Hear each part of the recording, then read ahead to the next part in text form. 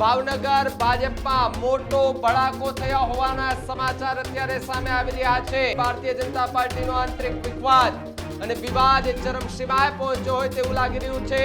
ભારતીય જનતા પાર્ટીના નેતાની એક પોસ્ટથી અત્યારે રાજકારણમાં ખળભળાટ મચી ગયો છે। ભાવનગર શહેર પૂર્વ ભાજપ પ્રમુખને ભાજપ વિરુદ્ધ જ એક પોસ્ટ થતા અનેક ચર્ચાએ જોર પકડી હોવાની વાત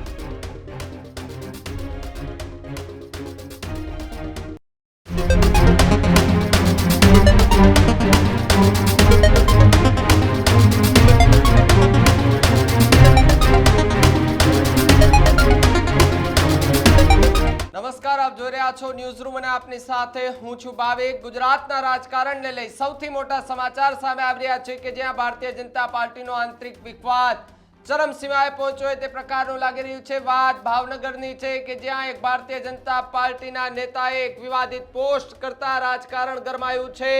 રાજકારણમાં સૌથી મોટો ધડાકો થયો છે। ભારતીય જનતા પાર્ટીનો આંતરિક વિવાદ અને વિવાદ ચરમસીમાએ પહોંચ્યો હોય તેવું લાગી રહ્યું છે। ભાવનગર ભાજપમાં મોટો ભડાકો થયો હોવાના સમાચાર અત્યારે સામે આવી રહ્યા છે। ભારતીય જનતા પાર્ટીના નેતાની એક પોસ્ટથી અત્યારે રાજકારણમાં ખળભળાટ મચી ગયો છે।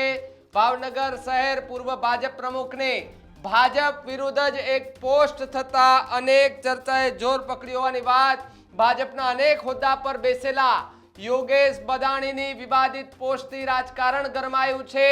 ભાજપ હટાવો દેશ બચાવોના સ્લોગન સાથેની પોસ્ટ એ ભાજપ નેતાએ કરી હતી।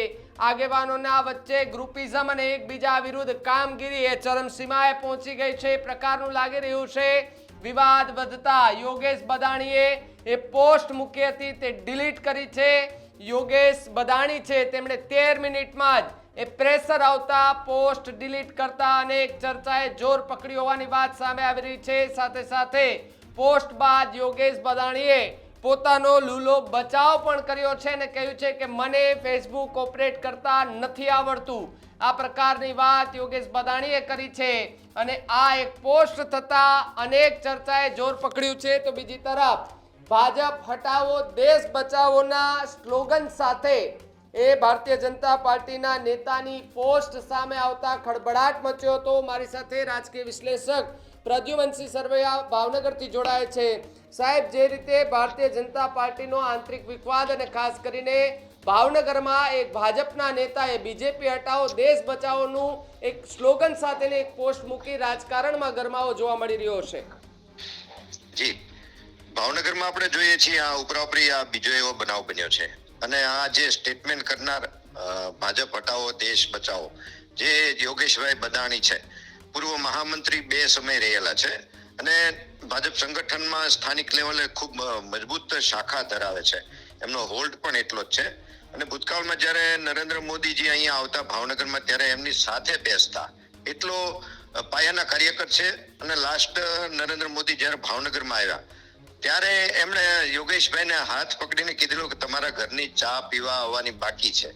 એટલો પાયાના કાર્યકર અને હોદ્દામાં રહેલ વ્યક્તિ આ રીતનું વાત કરે કે ભાજપ હટાવો દેશ બચાવો એટલે શંકાના દાયરામાં છે। એમાં પણ અનેક વાતો છે કે પોતે એમને ફેસબુકમાં પોસ્ટ મૂકતા નથી આવડતું એવી વાત કરે છે। બીજી બાજુ સાયબર ક્રાઇમમાં આની કોઈ લગભગ ફરિયાદ પણ થઈ નથી એટલે અનેક બાબતો શંકામાં છે। અને બીજી એક સાથે સાથે એક વાત એ પણ શંકામાં છે કે આ ભાજપના સિનિયર જે કોઈ લોકો છે એમનો આત્માનો અવાજ કે સત્ય રાતે 10 વાગ્યા પછી કેમ બહાર આવે છે? આના પહેલાનું મેયરશ્રીએ પણ રાતે 10 વાગ્યા પછી જ કીધેલું અને તુરંત ડિલીટ કર્યું હતું। આ પણ 13 મિનિટમાં ભાજપ હટાવો દેશ બચાવો અને 13 મિનિટમાં ડિલીટ કર્યું અને રાતે 10 વાગ્યા પછી જ એમનો આત્માનો અવાજ સત્ય કેમ બોલી રહ્યો છે, દિવસે કેમ નથી બોલી રહ્યો? એટલે શંકામાં અનેક એવા વાતો થાય છે કે શું આ યાદવા સ્થળી છે કોંગ્રેસને આપોઆપ જગ્યા આપશે શહેરમાં, જિલ્લામાં કે રાજ્યમાં?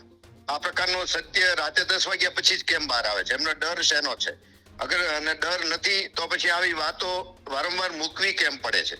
એટલે અંદરની જે કાંઈ રોષ છે, અસંતોષ છે અને જે વધારે પડતી પક્ષની જે અમુક વાતો છે એનાથી સહન ન થતી હોય કાર્યકરોથી, હોદ્દેદારોથી, એ રાતે 10 વાગ્યા પછી પોસ્ટ દ્વારા પોતે ખુલ્લી કરે છે। અને એવું તો ક્યુ પ્રેશર આવે છે કે તરુણ ડિલીટ કરવું પડે છે.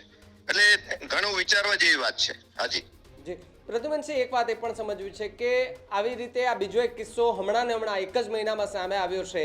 શું ખરેખર એક ચર્ચા એ પણ થઈ રહી છે કે શું ખરેખર ભારતીય જનતા પાર્ટી ભાવનગરની અંદર આંતરિક વિખવાદ ચાલે છે? જી હા, જોતા એવું લાગે છે. અલગ અલગ ગ્રુપ તો છે, અગાઉ પણ આપણે વાત કરેલી. સંગઠનના પણ અલગ ગ્રુપ છે, ચૂંટાયેલા સભ્યોના અલગ ગ્રુપ છે. હવે એમાં પક્ષને જ નુકસાન થઈ રહ્યું છે, પરંતુ હવે એટલી હદ સુધી જઈ રહ્યા છે સિનિયર આગેવાનો કે પક્ષનું હિત નથી જોઈ રહ્યા અને ક્યાંક ને ક્યાંક પોતે મૂંઝાઈ રહ્યા છે. ક્યાંક અસત્ય પણ નજર સામે કદાચ સહન નથી કરી રહ્યા કે પોતાને ક્યાંય અન્યાય થઈ રહ્યો છે કે આમાં ક્યાંય ભાવનગરનું હિત હોય એવું તો દેખાતું નથી. પોતાના વ્યક્તિગત હિતને સાધવા માટે આ પ્રકારના પક્ષને નુકસાન થાય એવા સ્ટેટમેન્ટો આપી રહ્યા છે. અને જો આમાં ભાવનગરના હિતની વાત હોય તો એ વાતને વળગી કેમ નથી રહેતા? એ સવારે દિવસના સમયે કેમ એ જ વાત નથી કહેતા કે હિતની વાત છે, પ્રજાના હિતની વાત છે? પક્ષના મેઇન કોરમમાં વાત કેમ નથી કરતા? માત્ર રાત્રે 10 વાગ્યા પછી એમનો આત્મા કેમ ઉજાગર થાય છે? એ જ પ્રજાના વચ્ચે આવી બધી વાતો ઘણી બધી થાય છે. હાજી જી પ્રદ્યુમનસિંહ, ખૂબ ખૂબ આભાર જોડાવા બદલ. તો જે પ્રકારે ભાવનગરની અંદર એ વિવાદ જે પણ કહીએ એ ચરમસીમાએ પહોંચી ગયો છે અને એવું લાગી રહ્યું છે કે જે આંતરિક વિવાદ નથી ચાલી રહ્યો તેવા નેતાઓ જે વાત કરતા હતા તે વાત પર કદાચ આજે ફૂલ સ્ટોપ લાગે કે કારણ કે આ પ્રકારની પોસ્ટ ભારતીય જનતા પાર્ટીના નેતાઓ જ્યારે કરે છે ત્યારે સ્વાભાવિકપણે ચર્ચાઓએ જોર પકડે છે કે ભારતીય જનતા પાર્ટીની અંદર આંતરિક વિવાદ ચરમસીમાએ છે. અને જે રીતે યોગેશ બદાણીની પોસ્ટ કે ભાજપ હટાવો દેશ બચાવો, હવે વિચાર કરો કે ભારતીય જનતા પાર્ટી સત્તા પક્ષના એક સિનિયર નેતા ગણાતા કે જેને વડાપ્રધાન નરેન્દ્ર મોદી સાથે પણ સંપર્ક, અમિત શાહ સાથે પણ સંપર્ક, સારા એવા સંબંધો છે, એ નેતા જો આ પ્રકારની પોસ્ટ કરે છે એટલે સ્વાભાવિકપણે રાજકારણ ગરમાવાનું છે. અને થાય છે એવું કે જે નેતાઓ આ પ્રકારની વિવાદિત પોસ્ટ મૂકે છે એ રાત્રે 10 વાગ્યા પછી મૂકે છે. રાતે 10 વાગ્યા પછી કયા પ્રકારનો આત્મા જાગી છે અથવા તો કયા પ્રકારની આત્મા અંદર આવી જાય છે ને આવી પોસ્ટ મૂકે છે, જો તમને ખબર હોય તો કમેન્ટ બોક્સમાં ખાસ લખજો. જોતા રહેજો ન્યૂઝ રૂમ. નમસ્કાર.